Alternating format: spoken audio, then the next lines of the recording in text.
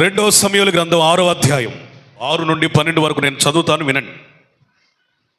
Page number 256, 6వ అధ్యాయం 6 నుండి 12 వచనాలు. వారు నాకోను కళ్ళము దగ్గరకు వచ్చినప్పుడు ఎడ్లకు కాలు జారినందున ఉజ్జా చేయి చాపి దేవుని మందసమును పట్టుకొనగా యెహోవా కోపము ఉజ్జా మీద రగులుకొనెను. అతడు చేసిన తప్పును బట్టి దేవుడు ఆ క్షణమంది అతని మొత్తెను. అతడు అక్కడనే దేవుని మందసమునద్ద పడి చనిపోయెను. యెహోవా ఉజ్జాకు ప్రాణోపద్రవము కలుగజేయగా దావీదు వ్యాకులు పడి ఆ స్థలమునకు పెరెజ్ ఉజ్జా అను పేరు పెట్టెను. నేటికిని దానికి అదే పేరు. ఆ దినమున యెహోవా మందస్సు నా యొద్ద ఎలాగునుండు అనుకుని దావీదు యెహోవాకు భయపడి యెహోవా మందస్సుమును దావీదుపురంలోనికి తన యొద్దకు తెప్పింపనొల్లక గిత్తీయుడగు ఒబేదేదోము ఇంటి వరకు తీసుకుని అచ్చట ఉంచెను. యెహోవా మందస్సము 3 నెలలు గిత్తీయుడగు ఒబేదేదోము ఇంటిలో ఉండగా యెహోవా ఒబేదేదోమును అతని ఇంటి వారిని అందరినీ ఆశీర్వదించెను. దేవుని మందస్సము ఉండుట వలన యెహోవా ఒబేదేదోము ఇంటి వారిని అతనికి కలిగిన దానిని అంతటిని ఆశీర్వదించుచున్నాడును సంగతి దావీదునకు వినబడగా దావీదు పోయి దేవుని మందస్సమును ఒబేదేదోము ఇంటిలో నుండి దావీదుపురమునకు ఉత్సవముతో తీసుకుని వచ్చెను.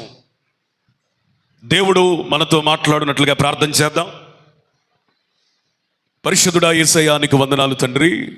ఈ వాక్య లేఖనాల ద్వారా మాతో మీరు మాట్లాడండి. నూతనమైన ప్రత్యక్షతలు దయచేయండి. మరుగైన సంగతులను బయలుపరిచి వివరించండి. వినుటకు నీ ప్రజలకు బుద్ధిని, అంగీకరించుటకు సాత్వికమును, బోధించుటకు నాకు నీ ఆత్మ శక్తిని, ప్రభావమును దయచేయండి. ఒక్కొక్క మాట విడుదలకుట తోడనే నీ ప్రజలకు వెలుగు కలుగునగాక. మీరే మహిమ, ఘనత, ప్రభావాలు పొందుకున్నామని యేసుక్రీస్తు నామములో అడుగుచున్నాను తండ్రి, ఆమేన్. ఒకసారి అందరం దేవునికి స్తోత్రం చెల్లిద్దాం. హల్లెలూయా. గత వారములో అందించిన సందేశానికి ఇది కొనసాగింపు సందేశం లాంటిది.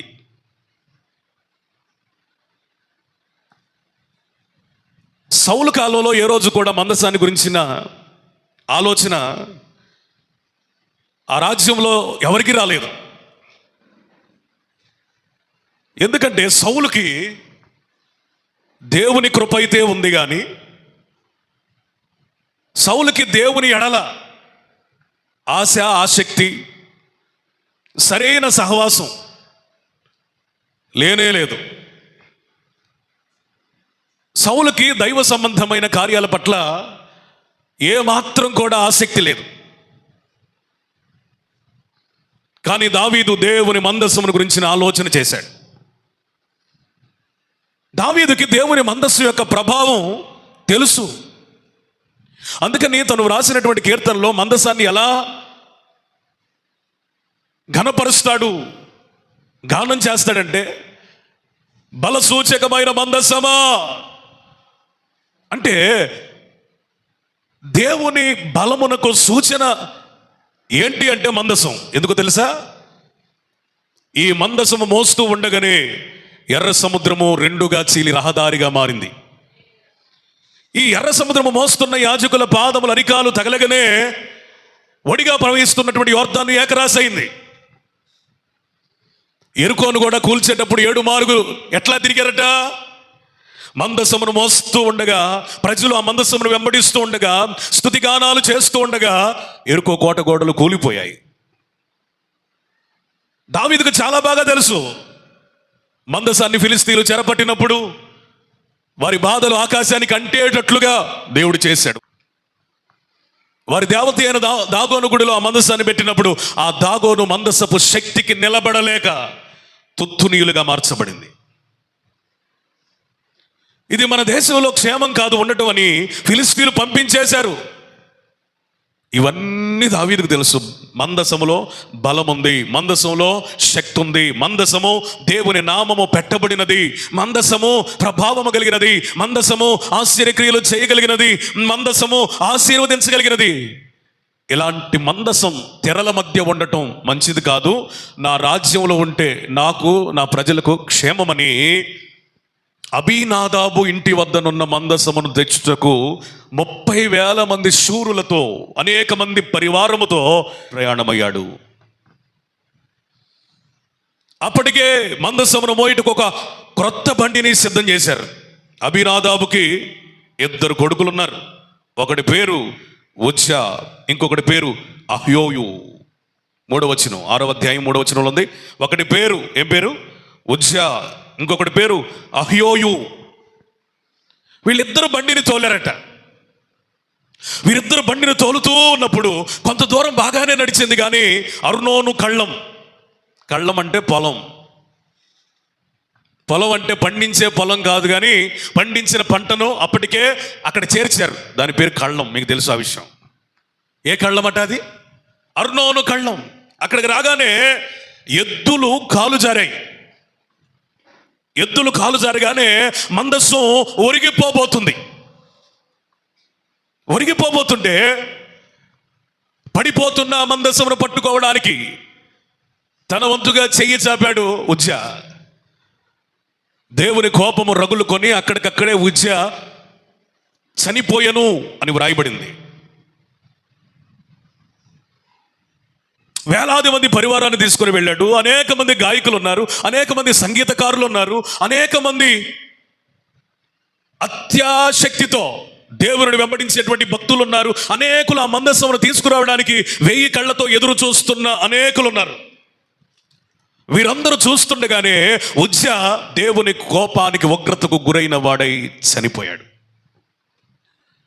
ఇప్పుడు దావీదుకి వేదన అయిపోయింది. కారణం ఏంటయ్యా అంటే, ఇన్ని ఆశలతో, ఇన్ని ఆలోచనలతో, ఇంత మంచి ఉద్దేశంతో, ఇన్ని వేల మందిగా మేము మందసాన్ని మా రాజ్యమునకు తీసుకుని రావాలని ఆశపడుతుండగా ఎందుకని ఈ అపశృతి దొర్లింది? ఎందుకని ఈ మరణం ఏలుబడి చేసింది? ఎందుకని దేవుని కోపం, కృప కాదు కోపం దిగొచ్చింది? దావీదుకి చెమటలు పట్టిపోయినాయి, గుండె జారిపోయింది. ఎన్నో యుద్ధాలు చేశాడు, శత్రువుని భయకంపితులుగా చేశాడు దావీదు.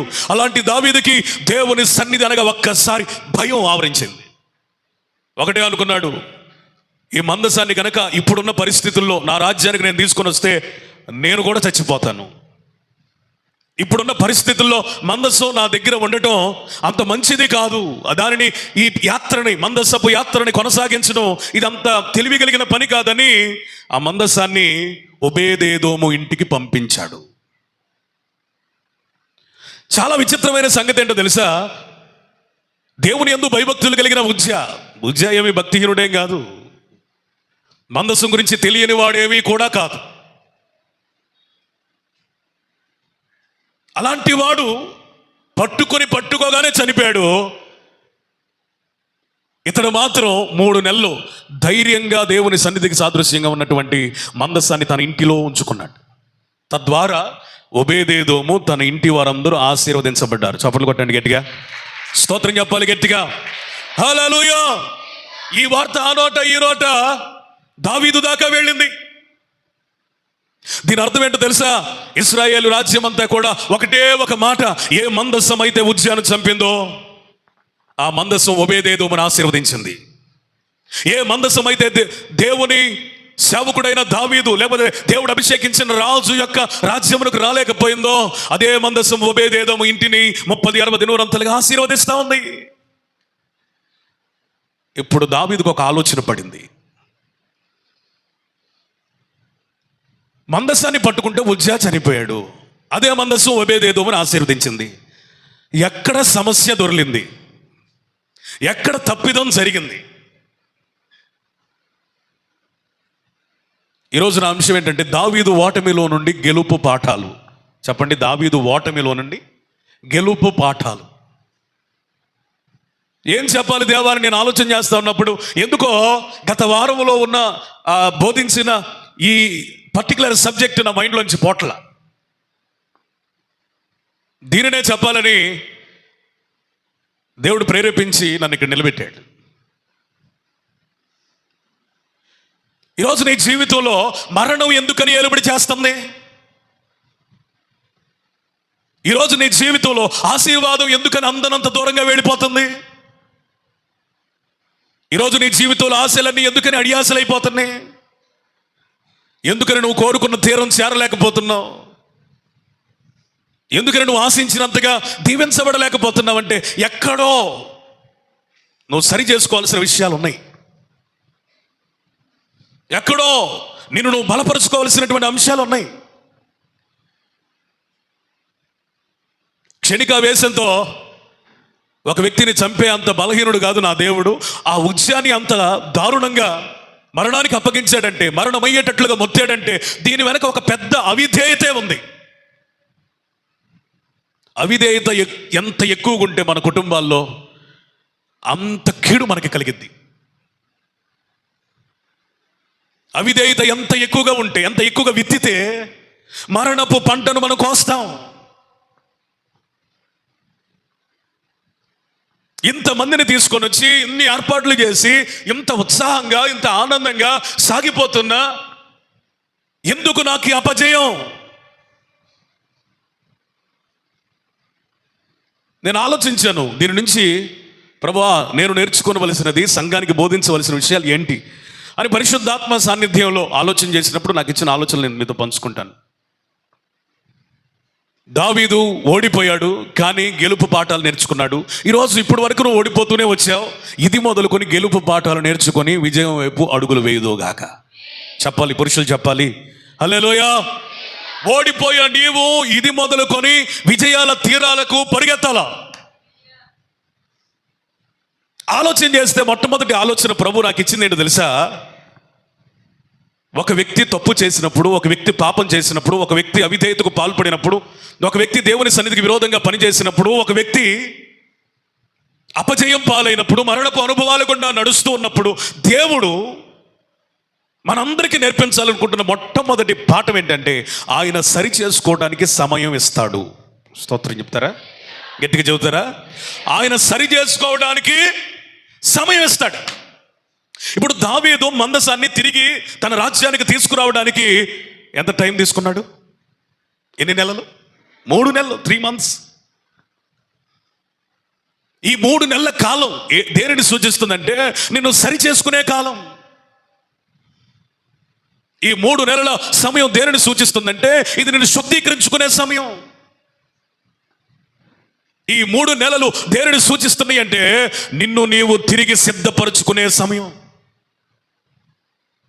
ఎక్కడ లోపాలు దొరికినాయో, ఎక్కడ తప్పులు దొరికినాయో, ఎక్కడ అవిధేయత ఏలుబడి చేసిందో సింహావలోకనం చేసుకుని నిన్ను నీవే విమర్శించుకునే, నిన్ను నీవే స్వపరీక్ష చేసుకునే, నీ హృదయాన్ని దేవుని ఎదుట పెట్టి పరిశీలించమని, పరీక్షించమని, పరిశోధించమని ఆయన సన్నిధిలో గడపవలసిన సమయం. దేవుడు దావీదుకి తిరిగి అవకాశం ఇవ్వడానికి, తిరిగి విజయ పరంపరలో నడిపించడానికి, తిరిగి అత్యధికంగా ఆశీర్వదించడానికి 3 నెలలు టైం ఇచ్చాడు.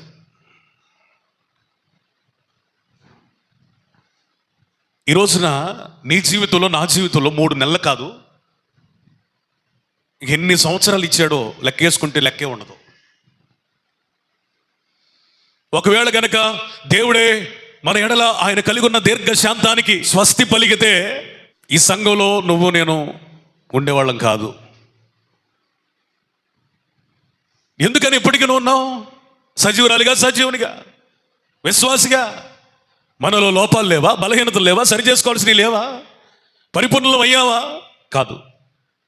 దేవుని కృప మనల్ని ఇంకా సిద్ధపాటు చేయడానికి, కడగడానికి, శుద్ధీకరించడానికి, ఆశీర్వాదానికి అర్హులుగా మారుటకు, మారు మనసు పొందడానికి ఇదొక సమయం. It's a time for repentance. నీ జీవితంలో కానీ, నా జీవితంలో కానీ దేవుని ఉగ్రత వెను వెంటనే రాదు. వెను వెంటనే రాదు. వెను వెంటనే రాదు. నువ్వు అనుకుంటున్నావేమో ఎవరో నాశనం అయిపోతే, ఎవరో పడిపోతే, ఎవరో జారిపోతే, ఎవరో మరణిస్తే ఈ శిక్ష వెను వెంటనే వచ్చింది అని అనుకుంటావేమో. నో. నీకు కానీ, నాకు కానీ దేవుడు ఒక తీర్పును తీర్చాలంటే, ఒక ఉగ్రతను విధించాలంటే, నాశనం చేయాలంటే, ఈ భూమి మీద కనబడకుండా మరుగు చేయాలంటే దీని వెనకాల కొన్ని సంవత్సరాల అవిధేయత, పాపం, కృపాకాలం సాక్షార్థమై ఉంటుంది. దేవుడు మంచివాడు, గొప్పవాడు. అనుమానం లేకుండా మనం అర్థం చేసుకోవాల్సిన విషయం ఏంటంటే ఆయన దీర్ఘశాంతం కలిగిన వాడు. యేసయ్యకి చప్పట్లు కొట్టండి పురుషులైన వారు గట్టిగా. దీర్ఘశాంతం కలిగిన వాడు. ఒకవేళ దీర్ఘశాంతం అనేదే లేకపోతే బైబిల్లో ఎంతో మంది మరణించేవాళ్ళు. దావీదు పాపం చేయలేదా? దీర్ఘశాంతం లేకపోతే దావీదేమయ్యేవాడు? ఎంతమంది పాపం చేయలేదు, ఎంతమంది దోషం చేయలేదు, ఎంతమంది పడిపోలేదు. ఉజ్జియా గురించి ఒక్కసారి మనం ఆలోచన చేద్దాం. అబీనాదాబు ఇంటి దగ్గర దావీదు కనుసన్నల్లోకి రాక మునుపు అబీనాదాబు ఇంటి దగ్గర ఈ మందసం చాలా కాలం నుంచి ఉంది కదా.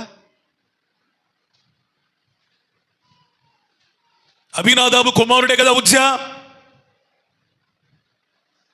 మరి ఇంతకాలం నుంచి మందసం ఇంట్లో ఉందే, కనీసం ఆ మందసంతో ఎలా ప్రవర్తించాలో, ఆ మందసం యొక్క విధి విధానాలు ఏంటో, ఆ మందసాన్ని పట్టుకోవచ్చా పట్టుకోకూడదా, అసలు ఆ మందసాన్ని ఎలా తీసుకొని వెళ్ళాలి అంటే దీని అర్థం ఏంటో తెలుసా? ఇన్ని నెలలు లేదా కొన్ని సంవత్సరాలు అబీనాదాబు ఇంటిలో ఉన్నను వారికి ఏ కీడు జరగకుండా సజీవులై ఉన్నారంటే వారికి కృప ఉందా లేదా చెప్పాలి. అబీనాదాబు ఇంటి వారికి కృప ఉందా లేదా? ఉజ్జాకి కృప ఉందా లేదా? మరి ఉజ్జాకి కృప పొందినవాడు కదా, మరి తెలియాలి కదా విషయం. ఎన్నాళ్ళు మా ఇంటిలోనే మందస్సు ఉంది, మా పర్యవేక్షణలోనే మందస్సు ఉంది, ఈ మందస్సాన్ని ఇలా చేయకూడదు, ఇలా తీసుకొని రాకూడదు, కొత్త బండి కాదు దీనికి కావాల్సింది, రాజా ఇది సరైన విధానం కాదు అని ఉజ్జా చెప్పవలసింది. ధైర్యం చాలకో, దేవుని యందు భయభక్తులు తగ్గో, నిర్లక్ష్య స్వభావం ఏలుబడి చేసో, మొత్తానికి కారణం ఏదైనా కానీ రాజుకు చెప్పకపోగా ఆల్రెడీ దేవుడు కోపం మండుతా ఉంది. కొత్త బండి తయారు చేసిన దగ్గర నుంచే మండుతా ఉంది. బండి మీద ఎంత ధైర్యంగా పెట్టారో చూడండి, కొంచెం ఆలోచించండి, లోతుకి వెళ్తే మనకు భయం కలిగింది. బండి మీద మందసాన్ని ఎంత ధైర్యంగా పెట్టుంటారు వీళ్ళు. అప్పుడు దేవుడు కూడా ఏం చేయలే, కోపం మండుతానే ఉంది. దానికి తోడు మేమేదో గొప్ప ఘనకార్యం చేస్తున్నాం అన్నట్టుగా పాటలు పాడుతున్నారు, నాట్యం ఆడుతున్నారు, సంగీత గానాలు చేస్తూ ఉన్నారు, వాద్యాలు వాయిస్తూ ఉన్నారు, నృత్యాలు చేస్తున్నారు. దేవునికి సంతోషం అంటూ ఉంటారా? కోపం మండుతుందంటారా? కోపం మండుతా ఉంది అంటే వీళ్ళు కోపం పెంచుతున్నారే కానీ తగ్గించే పని చేయట్లా. దానికి తోడు వీళ్ళు ఇద్దరు అన్నదమ్ములు కలిసి ఆ బండిని తోలుతున్నారు, ఎద్దుల్ని. దేవుని కోపం మండుతా ఉంది.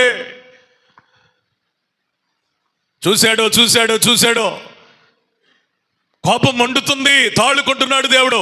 మందసం అలా పడిపోతుందో లేదో చాలా ధైర్యంగా ఉదాసీనత వ్యవహరించాలి, పట్టుకున్నాడు అంతే. తక్షణమే మరణం అతని మీదకి వచ్చేసింది, ఉగ్రత వచ్చేసింది, అక్కడికక్కడి పడి చచ్చిపోయాడు. ఇన్ని సంవత్సరాల నుంచి మందసాన్ని చూస్తున్న నీవు, ఇన్ని సంవత్సరాల నుంచి మందసమును వెంబడిస్తున్న నీవు, ఇన్ని సంవత్సరాల నుంచి మందసం నీ ఇంటిలో పెట్టుకున్న నీవు, మందసం అనగా యేసయ్యకు సాదృశ్యం. స్తోత్రం చెప్పండి. మందసం అనగా దేవుని సన్నిధికి సాదృశ్యం. ఇన్ని సంవత్సరాల నుంచి యేసయ్యను వెంబడిస్తున్నావే, యేసయ్యతో ఎలా వ్యవహరించాలో తెలియకపోతే ఎలా? కోపం రాదా? 40 సంవత్సరాలు నడిచారు దేవునితో. ఐగుప్తును విడిచిపెట్టిన నాట నుండి ఎన్ని సంవత్సరాలు నడిచారు? 40 సంవత్సరాలు నడిచారు. అద్భుతాలు చూడలేదా? చూశారు. ఆశ్చర్యక్రియలు చూడలేదా? చూశారు. బండలో నిండు నీళ్లు తాగలేదా? త్రాగారు. మాంసం తినలేదా? తిన్నారు. మన్నా తినలేదా? తిన్నారు. పగలు మేఘస్తంభం కింద, రాత్రి అగ్నిస్తంభం కింద నడవలేదా? నడిచారు. ఇన్ని దైవికమైన అనుభవాలు కలిగి కూడా దేవుని సన్నిధిలో వాళ్ళు సరిగ్గా వ్యవహరించని కారణమున దేవుని కోపము వారి మీద మండి అరణ్యములో ఆకులు రాలిపోయినట్లుగా రాలిపోయారు. కొందరు సంహారకుని చేతికి చిక్కారు. దేవుడు ఓర్చుకుంటున్నాడు, నీకు టైం ఇచ్చాడు సరి చేసుకోవటానికి. ఇకనైనా, ఇప్పుడైనా, ఈ సంవత్సరం అయినా సరి చేసుకుంటామని ఆయన కోరిక. దావీదుకి 3 నెలల టైం ఇచ్చాడు. గొప్ప విషయం ఏంటో తెలుసా? దావీదు ఆ 3 నెలల సమయాన్ని తనను తాను స్వపరీక్ష చేసుకోవడానికి, స్వవిమర్శ చేసుకోవడానికి, తప్పు ఎక్కడ దొర్లిందో కనుగొనడానికి, దేవుని సన్నిధిలో విచారించడానికి 3 నెలలు వాడాడు. ఎప్పుడైతే ఆ మందసం వలన ఏ ప్రమాదం లేదు, ఆశీర్వాదం ఏముందని నిర్ధారణ చేసుకున్నాడో తిరిగి మందసం కొరకు బయలుదేరారు. చప్పట్లు కొట్టండి గట్టిగా, స్తోత్రం చెప్పాలి గట్టిగా. హల్లెలూయా. ఆగిపోయిన నీ ఆశీర్వాదం తిరిగి ఆరంభించబడును గాక. ఓడిపోయిన నీవు అదే స్థలంలో గెలుచుదువు గాక. అందుకనే దేవుడు నీకు ఒక సమయం ఇచ్చాడు. It's a period of grace. ఇది కృపాకాలం. దావీదు జీవితానికి వద్దాం. బత్షెబాతో పాపం చేశాడు. బత్షెబా కొరకు తన భర్తనే చంపించాడు. ప్రార్థన లేదు, పరిశుద్ధత లేదు, భక్తి లేదు, వేషధారకుడయ్యాడు.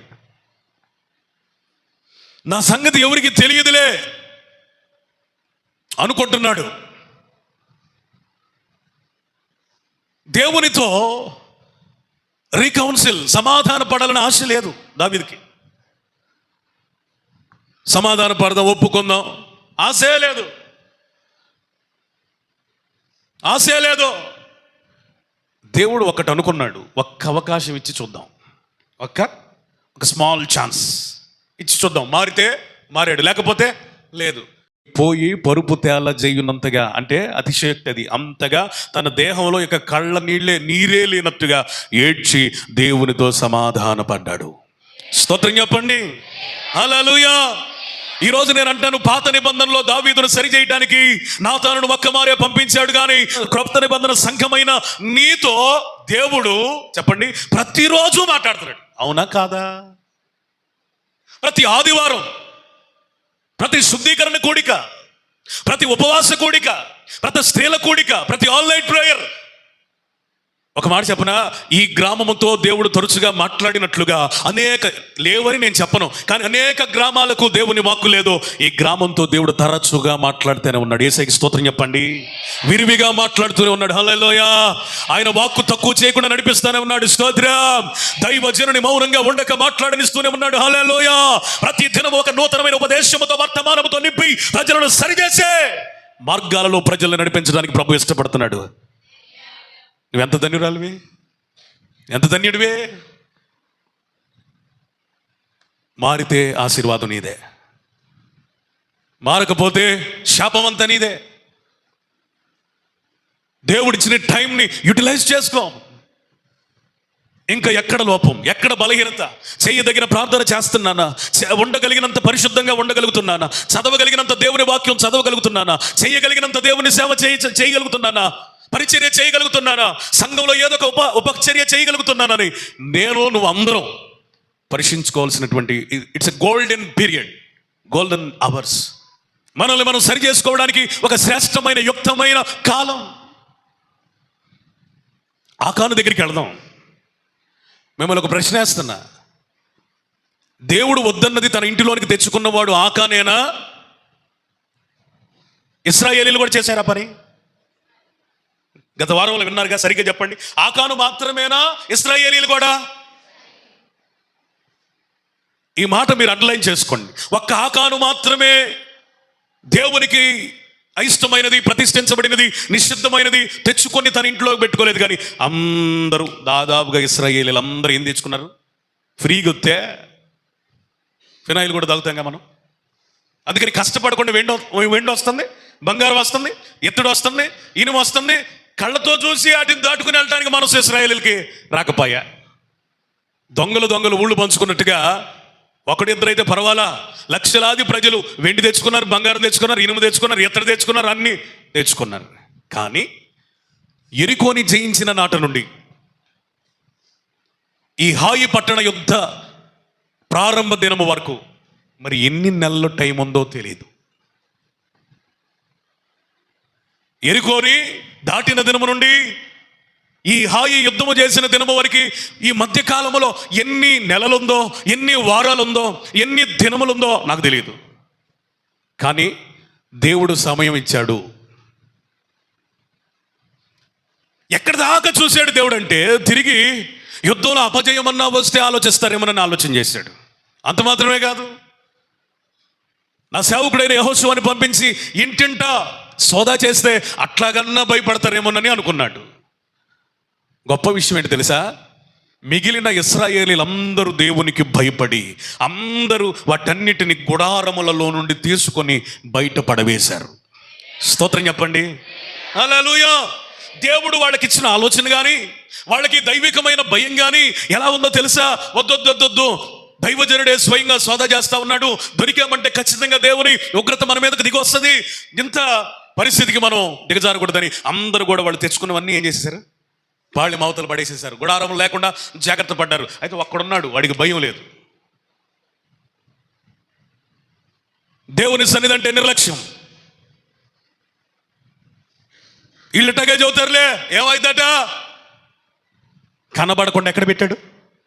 గుడారములో త్రవ్వి పెట్టాడు, పెట్టి పాతేశాడు. నా దగ్గరికి వచ్చినా నేను దొరకనుగా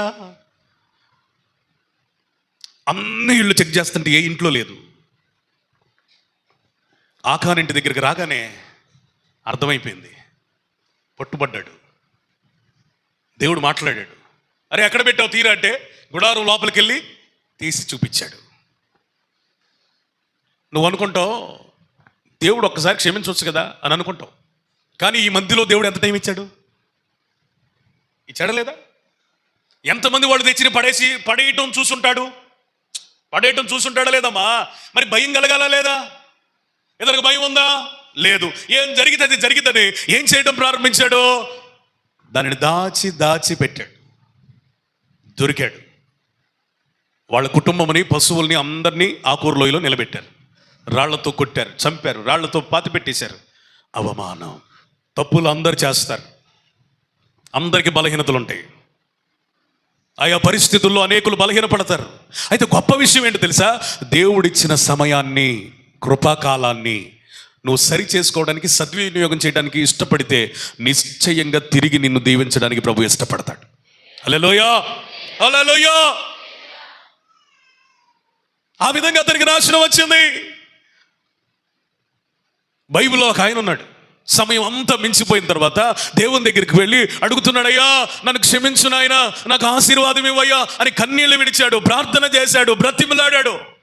కానీ ఒక్క ఆశీర్వాదం కూడా రాలేదట. ఆయన పేరు ఏశావు. ఆ ఏడుపు ఏదో ఇన్ టైంలో ఏడిస్తే నీ ఏడుపుకి అర్థం ఉంటుంది. ఆ కన్నీరేదో సరి అయిన కాలంలో కారిస్తే నీ కన్నీటికి వెలకట్టి దేవుడు నిన్ను ఆశీర్వదిస్తాడు. ఆ విజ్ఞాపన ఏదో, ఆ బ్రతిమలాడటం ఏదో, ఈ అనుభవం ఏదో దేవుడిచ్చి నీ కృపాకాలంలో ఉంటే నిన్ను ఈ తరానికి, ఈ సంఘానికి ఆశీర్వాద కారణంగా చేస్తాడు. ఆ ఆశ ఏదో, ఆ ఆసక్తి ఏదో, ఆ పశ్చాత్తాపం ఏదో యుక్త కాలమున ఉంటే ఖచ్చితంగా దేవుడు నిన్ను రెండంతలుగా ఆశీర్వదిస్తాడు. ఎందుకని అతని ఏడుపుకి విలువ లేకుండా పోయింది? ఎందుకని అతని కన్నీరు వ్యర్థమైపోయింది?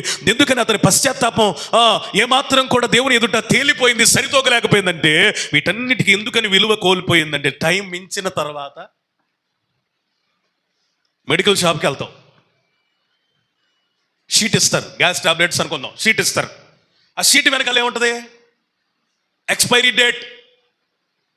ఆ ఎక్స్పైరీ డేట్ ఒక్కరోజు దాటినా మనలో ఎవరైనా వేసుకోవడానికి ధైర్యం చేస్తామా? ఎందుకు?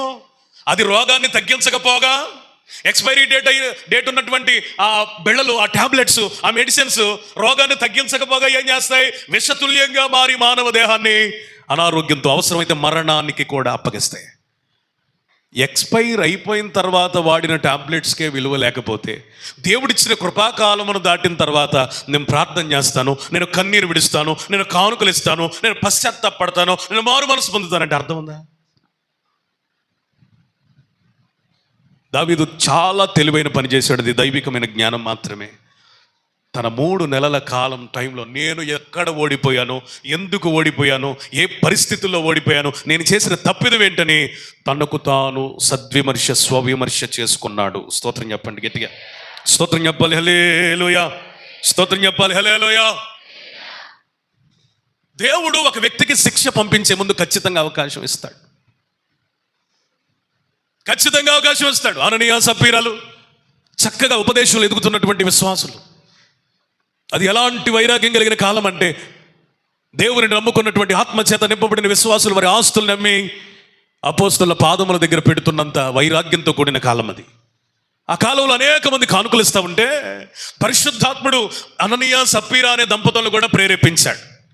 దేవుని ఆత్మ వారిని రేపినప్పుడు వారికి ఉన్న పొలము నమ్మి అంతా ఇద్దామని నిర్ణయించుకున్నారు. దేవుని సన్నిధిలో మొక్కుబడి చేసుకున్నారు. అయితే డబ్బు చూసిన తర్వాత వాళ్ళకి ఆశ కలిగింది. అంతా ఎందుకు, కొంత ఇస్తే సరిపోద్ది కదా, కొంత అసలు ఇవ్వకపోతే మనం ఫీల్ అవ్వాలి, కొంచెం ఇద్దాంలే, కొంత ఇద్దాంలే, లేదా సగం ఇద్దాంలే అనుకున్నారు. మొత్తానికి కొంత ఇచ్చారు. ఆత్మచేత నింపబడిన పేతురు గారు అడుగుతున్నారు, అననీయ ఇంతకే అమ్మావా? ఈ ప్రశ్న దేన్ని సూచిస్తుంది? ఈ ప్రశ్న దేన్ని సూచిస్తుంది? చెప్పాలి.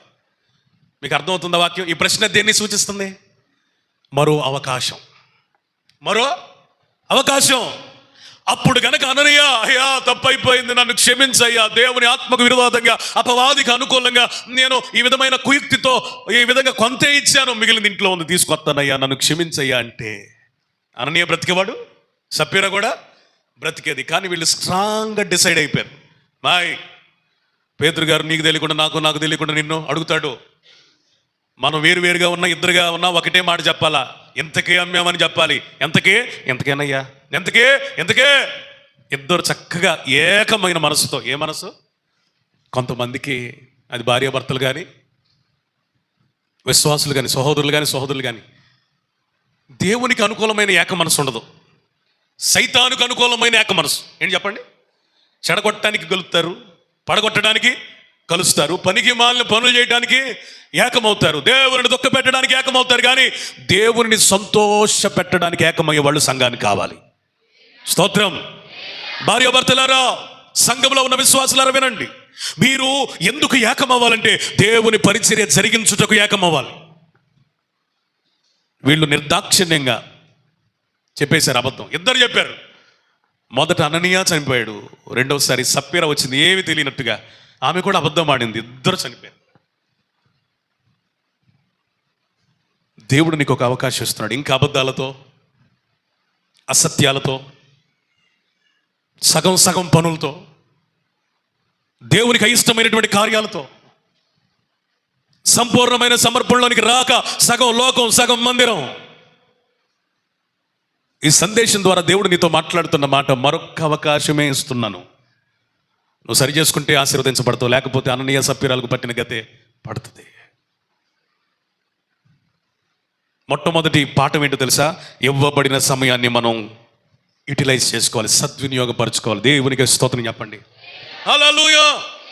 ఒక పట్టణం బహుభయంకరమైన పాపంతో నింపబడింది. ఆ పట్టణంలో ఈ పాపం ఉంది, ఇది లేదు అనడానికి లేదు. ఆ పట్టణంలో వ్యభిచారులు ఉన్నారు, నరహంతకులు ఉన్నారు, అప్పుడే పుట్టిన పిల్లల్ని చంపే వ్యక్తులు ఉన్నారు, చేతబడి చేసే వాళ్ళు ఉన్నారు, భయంకరమైన విగ్రహారాధికులు ఉన్నారు, దోపిడీదారులు ఉన్నారు, దొంగలు ఉన్నారు, ద్రోహులు ఉన్నారు. ఒకటి కాదు, అన్ని రకాలైన పాపాలు మూట కట్టుకొని పోయిన ఒక మహాపట్టణం, దాని పేరు నీనివే. దైవజనునికి ఇష్టం లేదు అక్కడ స్వార్థ ప్రకటించడానికి, వాళ్ళు మారు మనసు పొందడానికి, వాళ్ళు బాగుపడడానికి దైవజనునికి ఇష్టం లేదు. కానీ దేవునికి ఇష్టమైంది. చప్పలు కొడతారు గట్టిగా, స్తోత్రం చెప్పాలి గట్టిగా. హల్లెలూయా. నేను పోను, స్వార్థ చెప్పను. దేవునికి వ్యతిరేకంగా ప్రయాణం చేసిన నిజంగా ఈ నినివే పట్టణస్థుల్ని దేవుడు ప్రేమించి ఒక అవకాశం ఇవ్వడానికి తర్షీషు పోయినటువంటి వానిని కూడా పెద్ద చేపకు చిక్కించి ఆ చేప ద్వారా ప్రయాణం చేపించి అది ఆ సముద్రపు ఒడ్డులో కక్కేటట్టుగా చేసి తిరిగి సువార్త ప్రకటించడానికి నడుము గట్టి ఆత్మచేత నింపి బలవంతంగానైనా ఆయన తన పనిని చేయించుకోవడానికి ఎందుకు ఇష్టపడ్డాడు తెలుసా? నినివే వారికి ఒక అవకాశం ఇద్దాం. స్తోత్రం చెప్పండి. Praise the lord. ఏమిటి అవకాశం అంటే, నా ప్రియమైన సహోదరులారా, మీరు గనక పశ్చాత్తాపడి కన్నీరు విడిచి ఉపవాసం ఉండి ప్రార్థన చేస్తే మీ పట్టణాన్ని ప్రభువు దీవిస్తాడో, లేకపోతే ఈ పట్టణంలో ఒక్కడు కూడా మిగలడో అని ప్రకటన చేశాడు. అల్పుడు మొదలుకొని రాజు దాకా అందరూ కూడా వారి స్థానాలను విడిచిపెట్టి గోనిపట్ట కట్టుకొని బూడిద పోసుకొని ఉపవాసం ఉండి కన్నీరు గార్చి ఎంత భయంకరమైన ఉపవాసం చేశారో తెలుసా? వారి పశువులు గడ్డి మేయ లేకుండా చేశారు. వారికి అప్పుడే పుట్టిన పిల్లలు కూడా ఆ దినమంతా తల్లులు పాలు ఇవ్వడానికి కూడా ఇష్టపడకుండా, చిన్న పిల్లలు కూడా, ఈ రకంగా మనం చెప్పాలంటే అప్పుడే పుట్టిన చంటి బిడ్డలు కూడా పాల కోసం ఏడ్చి మొత్తానికి దేవుని సన్నిధి వారి పట్టణంలోనికి దిగి రావడానికి ఆ దినమంతా కన్నీరు కార్చారు. స్తోత్రం చెప్తారా? ఉపవాసం ఉన్నారు. హల్లెలూయా. ఒక్క దినము ఇవ్వబడిన అవకాశాన్ని వాళ్ళు గుర్తించారు. ఈ రోజు పోతే మనకి చరిత్ర లేదు, ఈ రోజు దాటిపోతే మనకి గతి లేదు, ఈ సమయం మించిపోతే నినివే అనే పట్టణం ప్రపంచ మ్యాప్లో ఉండదు అనుకున్నారు. దేవుని ప్రసన్నత కొరకు గోజాడారు, దేవుని కనికరాన్ని పొందారు. తిరిగి 100 సంవత్సరాల దాకా దేవుడు వారిని కనికరించుతూనే ఉన్నాడట. స్తోత్రం చెప్పాలి, స్తోత్రం చెప్పాలి గట్టిగా. హల్లెలూయా. నా ప్రియమైన సహోదరులారా, నువ్వెంత కఠినమైన పాపంలో ఉన్నా, దేవునికి విరోధమైన కార్యాలు ఎన్ని చేసినా, ఈ వాక్యం ద్వారా నీతో మాట్లాడుతున్న మాట, దేవుడు మరొక నూతనమైన అవకాశం, నవనూతనమైన అవకాశం, కృపాకాలం నీకు ఇవ్వడానికి ఇష్టపడుతున్నాడు. నువ్వు దీన్ని సద్వినియోగం చేసుకో, ఆశీర్వదించబడతావు. రెండో పాఠం నాకు ప్రభు అనుగ్రహించిన ఆలోచన ఏంటంటే, దావీదు ఓటమిలో నుండి నేర్చుకున్న రెండవ గెలుపు పాఠం ఏంటో తెలుసా? నీకు చెందిన కృప వేరే వాళ్ళు తీసుకునే అవకాశం ఉంది. విన్నారా వాక్యం? గట్టికి స్తోత్రం చెప్పండి. పురుషులు గట్టికి చెప్పండి. ఇప్పుడు మందసం కృపక సాదృశ్యం. ఇది ఎవరి దగ్గరికి రావాలి? పెద్దగా ఎవరి దగ్గరికి పోయింది? తను చేసిన తప్పిదం వలన మందసం ఒబేదేదోము ఇంటికి వెళ్ళింది. నాకు చెందిన కృప నా దగ్గరే ఉండాలి, అది దేవుని కోరిక. నీకు చెందిన కృప నీ దగ్గర ఉండాలి, అది దేవుని ఇష్టం. నీ కృపను ఇంకొకడు దొంగిలించుకునే అవకాశం దేవుడు ఇవ్వడు. నీ కృపను తీసేసి వేరొకడికి ఇవ్వాలని ఆయన ఏమాత్రం ఇష్టపడ్డు. ఒకవేళ అలా అనుకున్నాడంటే నువ్వు దేవుడిని ఎంత హింసించి ఉంటావో, ఎంత బాధ పెట్టుంటావో, ఎంత గాయపరిచుంటావో, ఎంత ఆయన హృదయాన్ని కలిచివేసి ఉంటావో, ఎంత ఆయాసానికి గురి చేసి ఉంటావో, ఎంత నిర్లక్ష్యం చేసి ఉంటావో, ఎంత భక్తిహీనుడు అయి ఉంటావో. దావీదు అది అర్థం చేసుకున్నాడు. 3 నెలలు మందస్సు ఉంటే ఇంత ఆశీర్వదించబడిందే, ఈ 3 నెలల కృప నేను పోగొట్టుకున్నట్టే కదా. లేదు లేదు, ఎట్టి పరిస్థితుల్లో నాకు రావాల్సిన కృపని నేను ఇంకొకటికి చెందనివ్వను. స్తోత్రం చెప్పండి. కృప విషయంలో ఆ రోషం మనకు ఉండాలా? చెప్పాలి గట్టిగా. కృప విషయంలో ఆ రోషం ఉండాలి. ఏముండాలో తెలుసా? నాకు ఉన్న కృప ఇంకొకటికి వెళ్ళకూడదు. దేవుడు నాకు ఇవ్వాలనుకున్న కృప ఇంకొకటికి నేను పొర్రపాటును కూడా ఇవ్వకూడదు. నీకు కానీ నాకు కానీ విలువ కృపయే. స్తోత్రం. లోపాలున్నా, బలహీనతలున్నా, సరి చేసుకోవాల్సిన విషయాలు ఎన్నో ఉన్నా, ఎందుకని మనం అనేకులు ఎదుట కనపరచబడుతున్నాం? ఎందుకని దినదిన ప్రవర్ధమానంగా ఆశీర్వదించబడుతున్నాం అంటే మనల్ని కృపావస్త్రం కప్పింది కాబట్టి. ఈ కృపే కనుక నీకు లేకపోతే, నాకు కూడా లేకపోతే, సమాజంలో, సంఘంలో నాకు కానీ నీకు కానీ విలువ ఉందా? దావీదు ఒకటే ఆలోచన చేశాడు. ఒకవేళ నేను రాజుగా చనిపోవచ్చేమో కానీ ఆ మందసం వలన వచ్చే ఆశీర్వాదాలకు వారసున్నైతే కాలేను కదా. నా రాజరికం కంటే గొప్పది మందసాన్ని నా రాజ్యానికి తీసుకురావాలి. ఆ మందసం కొరకు ఒక మందిరమును ఏర్పాటు చేయాలి. స్తోత్ర. దావీదుకున్న ఆశ తన రాజ్యం కట్టుకోవాలని కాదు, తన రాజ్యమును కట్టి స్థిరపరిచి అనేక లక్షల ఇశ్రాయేలీలకు ఆశీర్వాద కారణంగా చేసిన దేవునికి ఒక మందిరం కట్టాలి. గట్టిగా స్తోత్రం చెప్పాలి. హల్లెలూయా. నీకు ఇవ్వబడిన కృప ఎందుకో తెలుసా? నీకు కృపనిచ్చిన దేవుణ్ణి నువ్వు గణపరచాలి, హెచ్చించాలి, అనేకులకు పరిచయం చేయాలి. దావీదు లోతైన ఆశది. నా కృప ఇంకొకడు దొంగిలిస్తే నేను ఊరుకోను, నేను ఓర్చుకోను, నా వల్ల కాదు, నేను భరించలేను, నా కృప నేను తెచ్చుకోవాలా అని ఏం చేశాడు తెలుసా? తిరిగి తన పరివారముతో వెళ్ళాడు. స్తోత్రం చెప్తారు గట్టిగా. స్తోత్రం చెప్తారు గట్టిగా.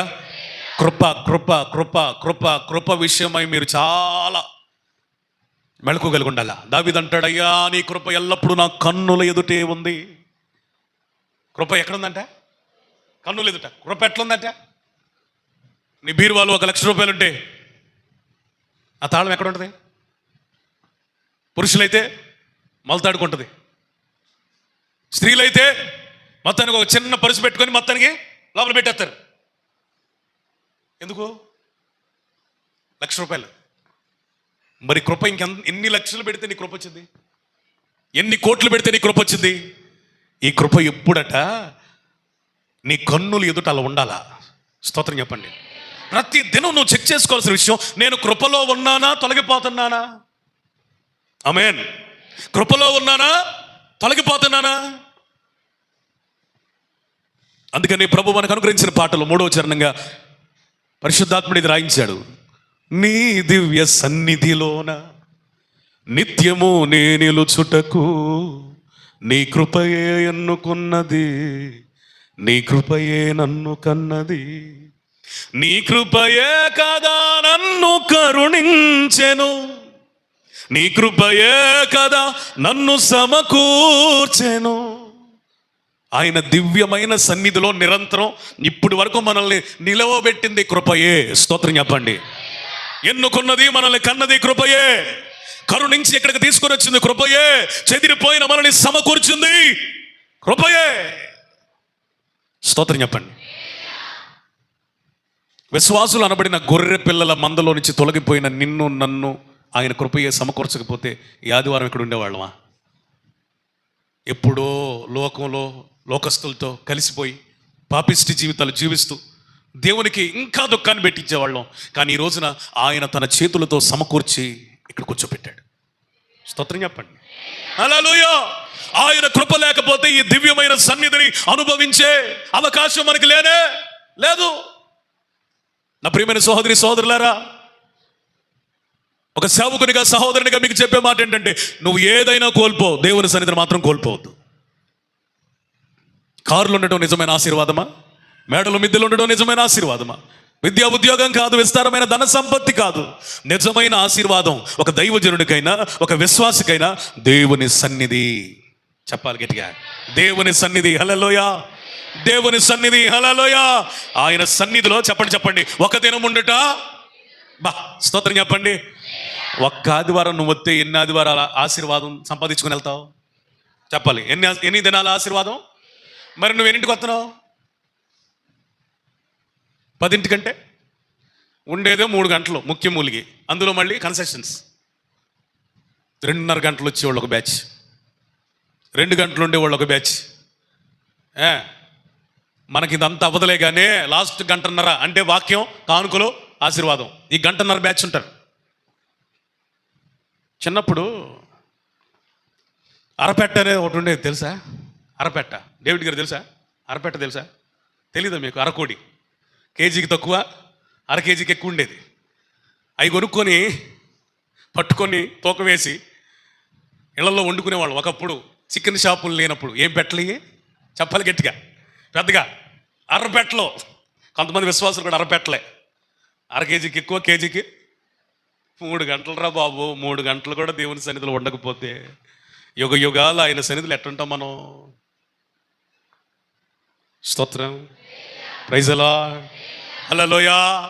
3 గంటలే చక్కగా కూర్చొని పాటల్లో ఏకీభవించకుండా, సాక్ష్యాలు వినకుండా, వాక్యం సరిగ్గా వినకుండా, ఆరాధన లేకుండా. ఈ ఆరాధన సంపూర్ణమైంది కాదు. కొంతమంది ఆరాధన అయిపోయిన తర్వాత వస్తున్నారు. వాళ్ళకి తెలియని విషయం ఏంటో తెలుసా? అసలు నీ రోగాలు పోయేది ఆరాధనలో. స్తోత్రం చెప్పండి. నువ్వు చప్పట్లు కొడుతుండగానే నీ శరీరంలో ఉన్న బలహీనతలు ఏమైపోతాయి? వెళ్ళిపోతాయి. ఎక్కడ? ఎప్పుడెప్పుడు? ఆరాధనలో. నువ్వు దర్శనాన్ని చూసే అవకాశం ఆరాధనలో. నీ సమస్య గురించి ప్రార్థించే అవకాశం ఆరాధనలో. నువ్వు చప్పట్లు కొట్టకుండా, ఏమి కొట్టకుండా అంత అయిపోయిన తర్వాత వస్తున్నావా? నీకు ఏ ఆశీర్వాదం ఉండదు. ఆరాధన మిస్ అయ్యి నువ్వు వాక్యం ఉన్నా నీకు ప్రయోజనం లేదు. చెప్తున్నాక నేను పొలాల్లో ఎన్ని గంటలు కష్టపడతావు, ఉద్యోగంలో ఎన్ని గంటలు కష్టపడతావు, నీ చేతి పనుల్లో ఎన్ని గంటలు కష్టపడతావు. అవసరమైతే ఎక్కువ డబ్బు వస్తుందంటే సెకండ్ డ్యూటీ కూడా, ఓవర్ డ్యూటీ కూడా చేస్తావు కదా. ఒక 3 గంటలు, ఆ 3 గంటల్లో ఒక 20 నిమిషాలు ఆరాధన అనుకుందాం. 20 నిమిషాలు నిలబడి చప్పట్లు కొట్టడానికి కూడా సోమరిపోతులైన వాళ్ళని దేవుడు ఆశీర్వదిస్తాడా? శ్రద్ధ కలిగిన వానిని దేవుడు ఐశ్వర్యవంతులుగా చేస్తాడు. దైవ సంబంధమైన విషయాలలో కూడా ఎవరైతే ఆసక్తి కలిగి ఉంటారో వాళ్ళకి ఆత్మ సంబంధమైన, భూ సంబంధమైన 2 ఆశీర్వాదాలు ఇస్తాడు. నమ్మిన వాళ్ళు స్తోత్రం చెప్పండి. హల్లెలూయా. కాబట్టి గుర్తుపెట్టుకోండి, నీ కృప ఎవరైనా దొంగిలిస్తారేమో. ఒకవేళ నీ కృప తీసి ఎవరికైనా ఇస్తాడేమో దేవుడు. నువ్వు కృప కోల్పోయావు అనుకో, దేవుడు ఇంకొకరిని ఎన్నుకుంటాడు. అవునా కాదా? చెప్పాలి. నన్నైనా నిన్నైనా మొత్తానికి ఎవరినైనా ఆయన పని ఆగిద్దా? ఆయన సేవ ఆగిద్దా? సంఘంలో పరిచర్య ఆగిద్దా? అది విశ్వాసం లేకపోవడాన్ని బట్టి కానీ, సేవకుడు లేకపోవడాన్ని బట్టి కానీ ఏ పరిచర్య ప్రపంచంలో, ఏ సంఘం నిలిచిపోదు, ఆగిపోదు. ఎందుకో తెలుసా? దేవుడికి నువ్వు కాకపోతే ఇంకొకడు ఉన్నాడు. చేతులెత్తి స్తోత్రం చెప్పండి. స్తోత్రం చెప్పండి. నువ్వు కాకపోతే ఇంకొకడు. కానీ ఆయన కాకపోతే మనకెవరిని ఉన్నారా? సదయుడా యేసయ్యా, సరిపోల్చలేనయ్యా, ఆరాధ్య దైవం నీవే, ఆనంద తీరం నీవే. సదయుడా యేసయ్యా, సరిపోల్చలేని. సమూయేలుతో దేవుడు మాట్లాడుతున్నాడు. 1 సమూయేలు 16:1. 1 సమూయేలు 16:1. అంతటా యెహోవా సమూయేలుతో ఏలాగు సెలవిచ్చెను, ఇశ్రాయేలీయుల మీద రాజుగా ఉండకుండా నేను విసర్జించిన సౌలు. మొదట కోరుకున్న దేవుడే ఇశ్రాయేలీయులకు రాజుగా ఉండకుండా సౌలును ఏమి చేశాడంట? చెప్పాలి గట్టిగా, విసర్జించాడు. విసర్జన అనే పదం చాలా అసహ్యతతో కూడిన పదం. సర్వసాధారణంగా విసర్జించుట అనే మాట భౌతికమైన విషయాలలో, మానవ జీవన క్రమంలో దేనికి వాడతారంటే, ఉదయకాలమున మనం మన శరీరంలో ఉన్న వ్యర్థాన్ని బయటికి పంపించే ఆ జీవన క్రియ పేరేంటండి?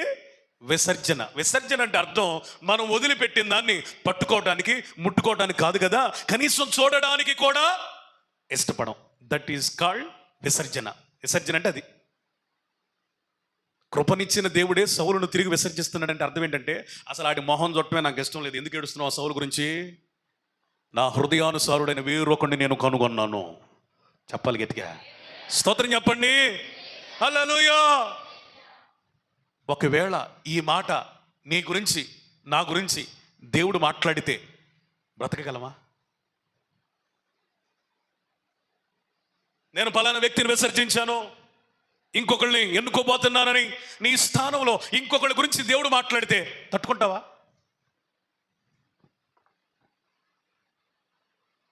అదొక కోణం. రెండో కోణం చెప్తా. 2 సమూయేలు 7:15.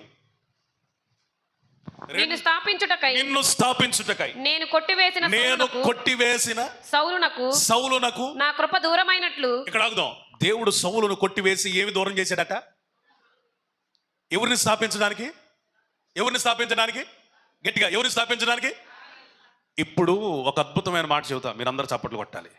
చెప్పిన తర్వాత, ఎంతో మందికి కృపను దూరం చేసి, ఎంతో మందిని విసర్జించి, ఎంతో మందిని వీడు నాకు అక్కర్లేదని కొట్టేసి, దావీదులాగా నిన్ను నన్ను ఎన్నుకున్నాడు కాబట్టి ఇక్కడ ఉన్నాం. కొట్టి చప్పట్లు గట్టిగా గట్టిగా గట్టిగా.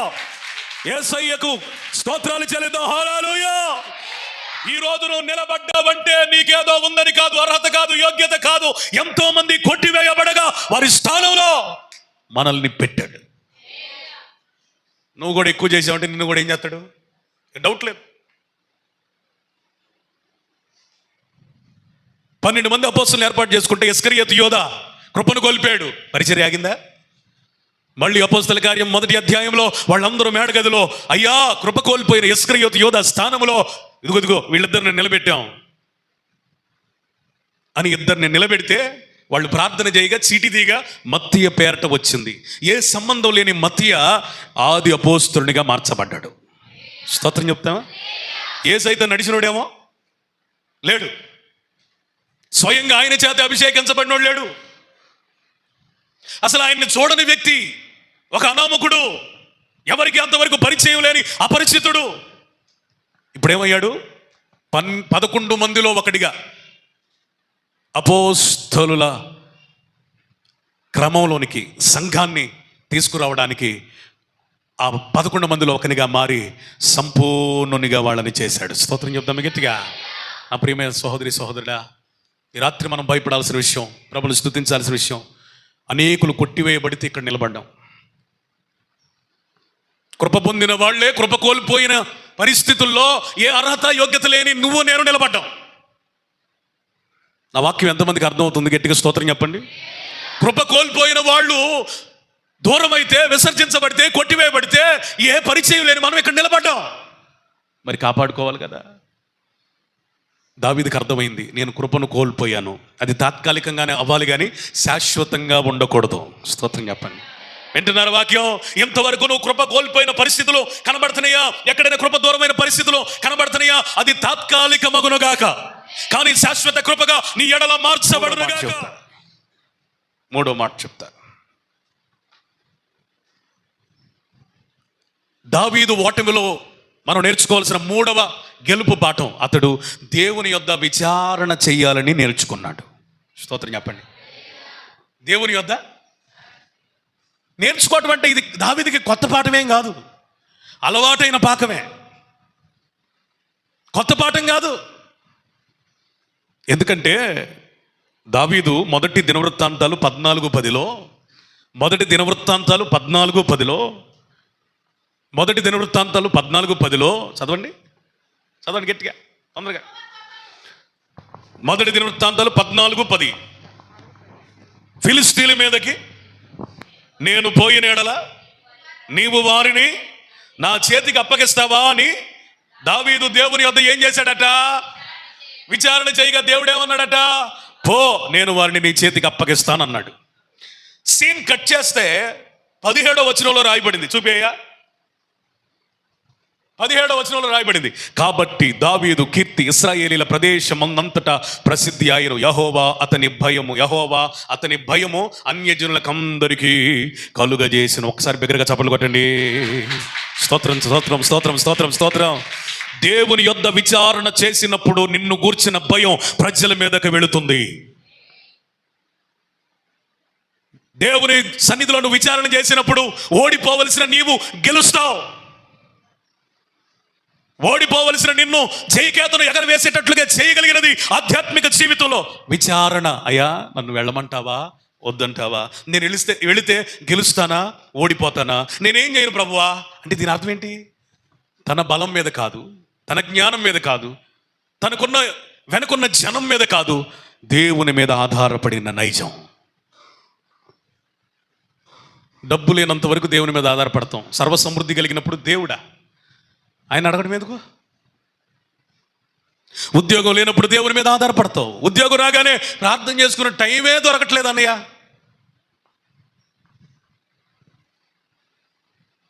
రోగం వచ్చినప్పుడు దేవుడేనండి అంటావు. పోయిన తర్వాత ఎవరు నన్ను రమ్మన్నావు అనుకో, ఏంటమ్మా మందిరానికి రావట్లేదంటే, వస్తాలే నేను అడగబోతాను, వస్తాలే అంటే ఇలా నాకంటే తుడిపేదో దుడుతున్నట్టు, పాస్ట్ గారి కోసం వస్తున్నట్టు, వస్తాలే నేను అడగబోతాను అత్త. ఎవరి కోసం వస్తున్నాను మందిరానికి? పాస్ట్ గారి కోసమా? ఏమీ లేనప్పుడు ఎంతగా దేవుని సహాయాన్ని కోరి విచారణ చేశావు, అన్నీ ఉన్నప్పుడు అంతకంటే ఎక్కువగా విచారణ చేయాలి. అది దేవుడు కోరుకుంటుంది. అది నమ్మకత్వం అంటే. స్తోత్రం చెప్పండి. హల్లెలూయా. ఏమీ లేనప్పుడు దేవుని మీద ఆధారపడచ్చు, మంచిది. అంతకంటే గొప్ప విషయం, అన్ని అవకాశాలు సౌకర్యాలు ఉన్నా బలగాలను చూడకుండా, బలమును చూడకుండా, జ్ఞానం మీద ఆధారపడకుండా, స్వచిత్తం మీద నడవకుండా దేవుడు ఏం చెబుతాడని అప్పుడు కూడా కనిపెట్టడం, దానిని ఏమంటారు? విచారణ చేసినంతకాలం దావీదు ఆశీర్వదించబడ్డాడు. దేవుని దగ్గర విచారణ ఎప్పుడైతే మర్చిపోయాడో దావీదు చాలా తప్పులు చేశాడు. ఒక దినమున దావీదును సాతాను ప్రేరేపించాడు. ఎవరు? అమ్మో, ఆత్మచేత నింపబడి ఆరాధన చేసే ఆరాధికుడు. సితారాను వాయిస్తే సౌలులో ఉన్న దురాత్మను పారద్రోలిన ఆత్మ నింపుదలిగిన ఆత్మపూర్ణుడు సాతాను చేతులకు వెళ్ళిపోయాడు. సాతానుగాడు మనసు తిప్పేశాడు, ప్రేరేపించాడు. ఏమని? నా జనం ఎంతో లెక్క పెట్టాలని నాకుందా బాయ్, అందరూ లెక్క పెట్టిరాపో అన్నాడు యోవాబుని. యోవాబు అన్నాడు, రాజా దయచేసి నన్ను మన్నించండి, ఇది మన దేవునికి అయిష్టమైన కార్యం, వద్దో అన్నాడు. నా మాటకి ఎదురు తిరుగుతావా? ఎవరెవరు ఎంతమంది ఉన్నారో లెక్కేసిరాపో అన్నాడు. అంతే. మొత్తానికి లెక్కేసి వచ్చి లెక్క చెప్పారు. అబ్బో, ఇంత జనం ఉన్నారా, నా వెనక ఇంతమంది ఉన్నారా, నా బలగం ఎంత ఉందా అనుకున్నాడు. దేవుని వాక్కు ప్రత్యక్షమైంది. నాయన, దేవుడు నీ ఎదుట 3 ఉంచాడు. 3 సంవత్సరాల కరువు, 3 నెలలు తరమబడుట, 3 దినముల తెగులు, ఏం కావాలో కోరుకో అన్నాడు. దావీదు ఒక రకంగా చెప్పాలంటే స్వార్థపూరితంగా ఆలోచించాడు. 3 సంవత్సరాల కరువా, అమ్మ వద్దులే, 3 నెలలు నేను తరమబట్టమా, ఇప్పుడు దాకా తరమబడింది జాలే, సత్తే చచ్చారు, 3వది ఎన్నుకున్నాడు. 3 దినముల తెగులు. దావీదు విచారణ చేయకుండా సొంత చిత్తానికి అలవాటు పడి చేసిన తప్పిదాన్ని బట్టి 1000 మంది మరణానికి కారణమయ్యాడు. నా ప్రియమైన సంఘమా, నువ్వు సొంత నిర్ణయాలు, సొంత ఏర్పాట్లు, సొంత తెలివితేటలు, నీ బలగాన్ని చూసి విర్రవీగే అపవాది ప్రేరణలకు లోబడితే నాశనమే తప్ప ఆశీర్వాదాన్ని నువ్వు చూడలేవు. ఇవన్నీ బాగా అర్థం చేసుకున్న దావీదు దేవుని యొద్ద విచారణ చేశాడు. స్తోత్రం. హల్లెలూయా. నెహెమ్యా పడిపోయిన ప్రాకారాలను తిరిగి కట్టి దేవుని మందిరమును సంపూర్ణం చేశాడంటే దాని వెనకాల అతని ఆవేశం కాదు ఉంది. అతడు రాజు వద్ద పానీయమును అందించే వ్యక్తిగా ఉన్నప్పుడు రోగం వచ్చినంతగా దేవుని సన్నిధిలో విచారణ చేశాడు. ప్రభు, నేనేం చేయాలా? స్తోత్రం చెప్పండి. గొప్ప గొప్ప కార్యాలు చేయగలిగిన ప్రతి దైవజనుని వెనక, గొప్ప గొప్ప కార్యాలు చేయగలిగిన ప్రతి విశ్వాసి వెనక విచారణ అనే దైవిక క్రమం ఉంటుంది. ఆమేన్. స్తోత్రం చెప్పండి. గొప్ప గొప్ప కార్యాలు నువ్వు చేయాలంటే ఖచ్చితంగా నువ్వు దేవుని యొద్ద విచారణ చేయాలి. ఎక్కడ కూడా దేవునికి ఇష్టమైంది చేయడానికి వీలు లేదు. విచారణ చేశాడు. విచారణ చేస్తే తేలిన ఫలితార్థం ఏంటి అంటే, పోయిన వారం మనం చదువుకున్నాం. ఏం చదువుకున్నాం ఒకసారి అది కూడా చదవండి, మీకు అర్థమైంది. విచారణ చేస్తే అతనికి అర్థమైంది. మొదటి దినవృత్తాంతాలు 15:13. ఇంతకు ముందు మీరు ఇశ్రాయేలీల దేవుడైన యెహోవా మందసమును మోయక ఉండుట చేతను మనము మన దేవుడైన యెహోవా యొద్ద విధిని బట్టి విచారణ చేయకుండుట చేతను ఆయన మనలో నాశనము కలుగజేసెను. చాలంటే ఒకటి, విచారణ చేసిన తర్వాత ఈయనకి అర్థమైన విషయం ఏంటంటే, మనం ఎందుకు పడిపోయామంటే దేవుని దగ్గర అడగలేదు.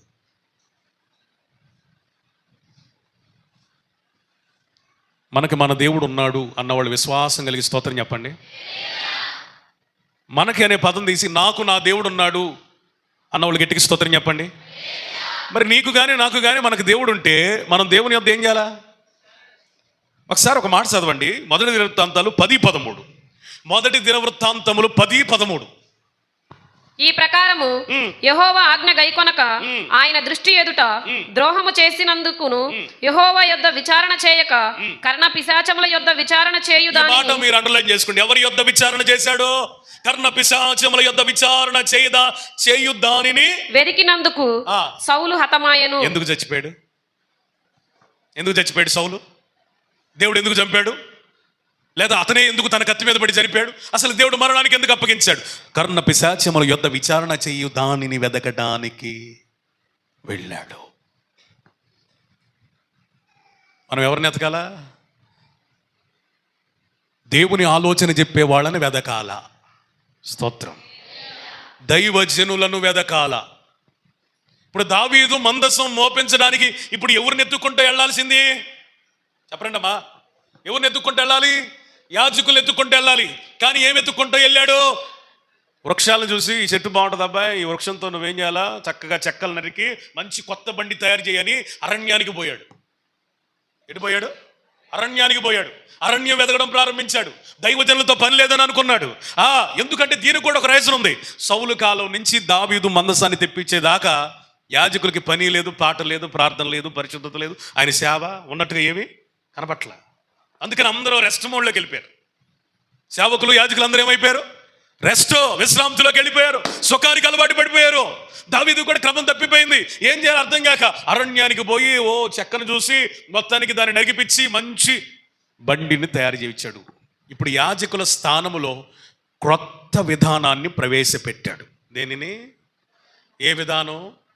మన దేవుడు ఈ మధ్య పుట్టినోడా నువ్వు కొత్త విధానాలు స్టార్ట్ చేయడానికి? లేకపోతే ఆయనకు నువ్వు బోధించడానికి? ఆయన ఎప్పుడు? ఆయన కాలం చెప్పగలమా? ఆదియు ఆయనే, అంతము ఆయనే, ప్రారంభకుడు ఆయనే, ముగించేది కూడా ఆయనే, ఆద్యంతరహితుడు ఆయనే, అల్ఫా ఒమేగా ఆయనే. మోషే తన యాజకుల చేత మందస్సు మోపించినప్పుడు ఎన్ని విజయాలు చూశాడో అది మైండ్లో లేదు. యెహోషువ తన యాజకుల చేత మందస్సాన్ని మోయించినప్పుడు ఎన్ని ఘన విజయాలు పొందాడో అది మనస్సులో పెట్టలేదు. దావీదు ఆత్మ మీద ఏ ఆత్మ పనిచేస్తుందో తెలుసా? ఫిలిస్తీన్ల ఆత్మ. ఏ ఆత్మ? ఎందుకు ఈ బండి మీద మందసాన్ని మొట్టమొదటి తీసుకెళ్ళింది ఎవరు? దావీదు కంటే ముందు ఎవరెవరు? ఈయనేమనుకున్నాడంటే, ఫిలిస్తీన్లు దేవుని నిరుగని ప్రజలే నీ పని చేసినప్పుడు దేవుడు అంగీకరించాడు కదా, నేను చేస్తే ఏమైందంట. ఈయన కూడా ఏం చేశాడు? కాపీ పేస్ట్ చేశాడు. సంఘంలో కొంతమంది కాపీ పేస్ట్ వాళ్ళు ఉంటారు. ఈ సంఘం అనే కాదు, సార్వత్రిక సంఘంలో ఏ పేస్ట్ ఆడది చేశాడు కాబట్టి నేను చెప్పాలా, వాళ్ళది చేశారు కాబట్టి నేను ఇదే చేయాలా. సేమ్ నువ్వు కాపీ కొట్టాలన్నా పేస్ట్ కొట్టాలన్నా దీంట్లో కొట్టుకో. అందరు బైబిల్ ఎత్తండి. నువ్వు కాపీ కొట్టాలన్నా, కాపీ పేస్ట్ చేయాలన్నా, నువ్వు అనుకరించాలన్నా ఎందులోంచి తీయాలి? ఎవరో పనికి మాలినోడు ఏదో చేస్తే నువ్వు చేయటం కాదు. దేవుడు ఏం చెబుతున్నాడని ఆయన ధర్మశాస్త్రం నందు విచారణ చేయాలి. దేవునికి గట్టిగా స్తోత్రం చెప్పండి. హల్లెలూయా. దావీదు ఇప్పుడు మోషేని వెంబడించలేదు, యెహోషువని వెంబడించలేదు, యాజకుల్ని వెంబడించలేదు. ఇతనిలో పనిచేస్తున్న స్పిరిట్ ఫిలిస్టియన్ స్పిరిట్. ఒకప్పుడు ఇతను ఎవరు? సున్నతి లేని ఫిలిస్తీన్లని దుయ్యబట్టినోడు కదా. ఒక సున్నతి లేని ఫిలిస్తీనుడు జీవము కలిగిన దేవుని సైన్యమును తిరస్కరించుట అన్నవాడు కాదు. ఈ రోజున మళ్ళీ ఎవరి పద్ధతి పాటిస్తున్నాడు? ఫిలిస్తీన్ పద్ధతి. ఒకప్పుడు నువ్వు ఏది ఏసడించుకున్నావో, ఏది ద్వేషించావో, ఏది పనికి మాలినదన్నావో అదే తెచ్చిపెట్టుకోవడానికి మైండ్ ఉందా?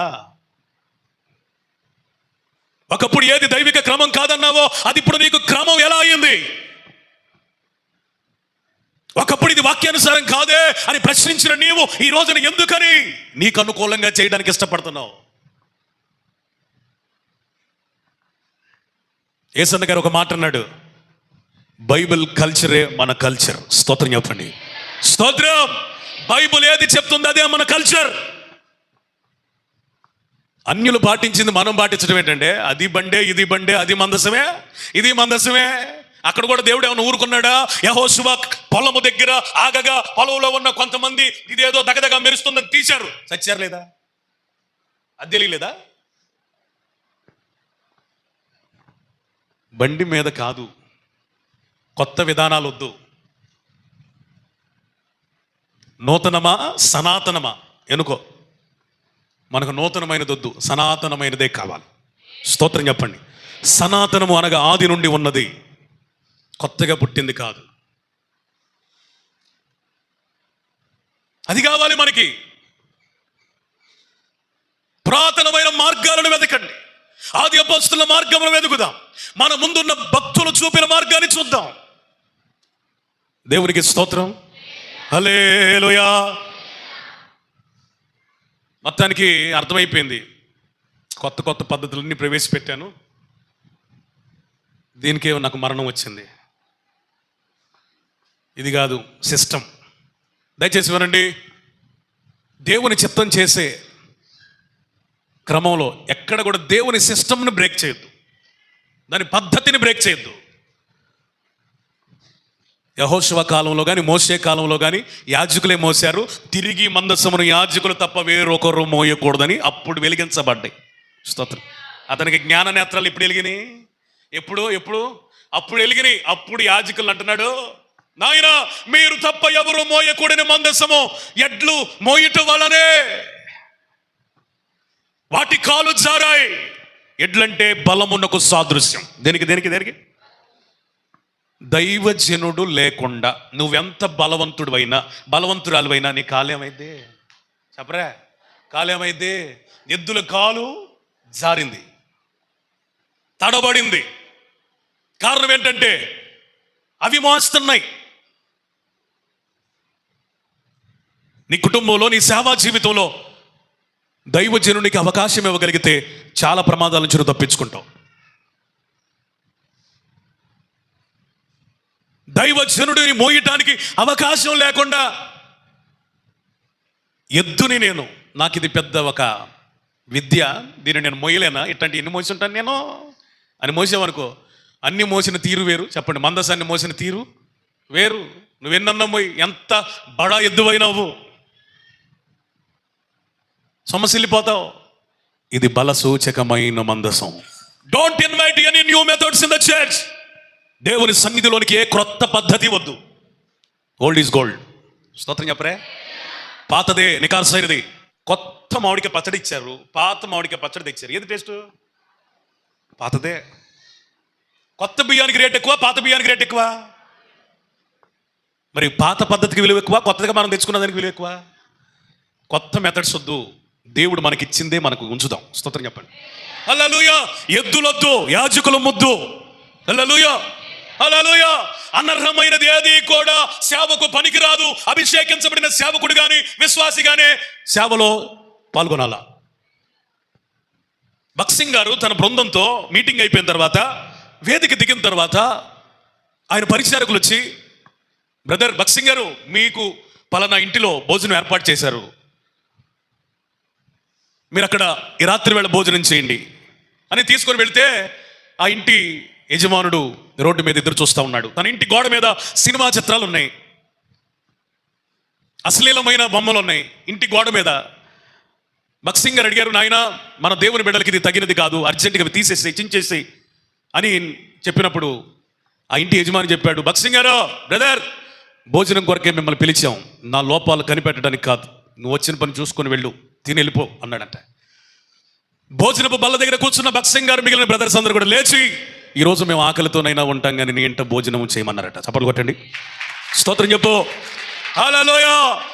దైవజనుడు గాని దేవుడు గాని అసహించుకున్నది ఏది సేవకు పనికిరాదు.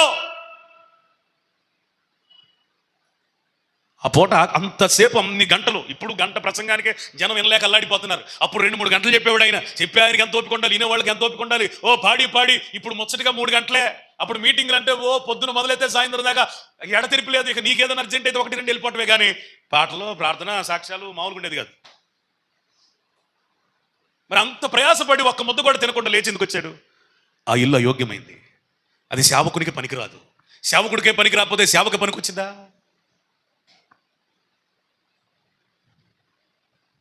పాత పద్ధతులే ముద్దు, కొత్త యొద్దు, ఎద్దులొద్దు. యాజకులకు విలువ ఇవ్వండి, స్తోత్రం. దైవజనునికి ప్రాధాన్యత ఇవ్వండి, హల్లెలూయా. దేవుని సేవకునికి నీ కుటుంబంలో విలువ ఇవ్వు, ప్రాధాన్యత ఇవ్వు, మొయ్యనివ్వు, దీవించబడతావు.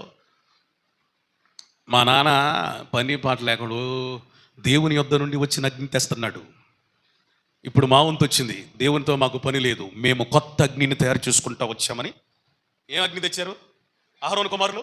అన్యాగ్ని, స్ట్రేంజ్ ఫైర్, ఇంగ్లీష్లో క్రొత్త అగ్ని. ఏ అగ్ని? ఏ అగ్ని? కొత్త అగ్ని. ఈ అగ్ని శక్తి లేని అగ్ని. ఈ అగ్ని దేవుని కోపమును రేపిన అగ్ని. అసలు అగ్ని దిగొచ్చింది, వాళ్ళని కాల్చేసింది. అగ్ని లేకపోతే పొందుకో, డూప్లికేట్ అగ్ని తేవద్దు. నా మాట అర్థమైన వాళ్ళు ధన్యులు, స్తోత్రం చెప్పండి. ఫైర్ లేకపోతే పొందుకో, గెట్ ఫైర్ ఫ్రమ్ గాడ్. అంతేగాని don't make any duplicate fire. నకిలీ అగ్నిని ఎవరు మందిరానికి తేవద్దు. నకిలీ దర్శనాలు వద్దు, నకిలీ ప్రవచనాలు వద్దు, నకిలీ భాషలొద్దు, నకిలీ ఉద్రేకం వద్దు, నకిలీ వద్దు. God needs original fire. Hallelujah. God needs Aaron fire. Aaron అగ్ని కావాలి, స్తోత్రం, స్తోత్రం. God needs his own fire.